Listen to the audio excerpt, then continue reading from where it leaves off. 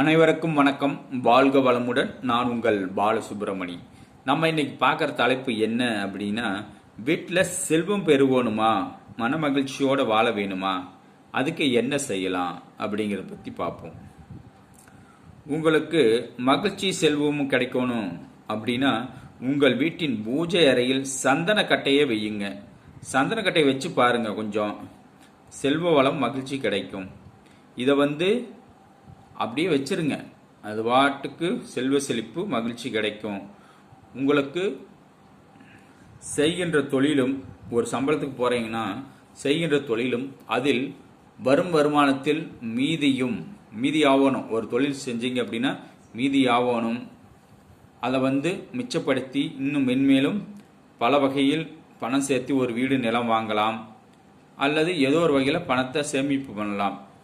அதாவது உங்கள் வீட்டில் சந்தனக்கட்டையை வச்சிருந்தீங்க அப்படின்னா தான் செல்வம் சேரும், மகிழ்ச்சியும் சேரும். மகிழ்ச்சி எதுனா மகாலட்சுமி தானாக வீட்டுக்கு வருவாள்.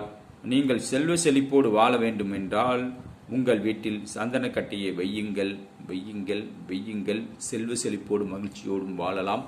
வாழ்க வளமுடன். நன்றி, வணக்கம்.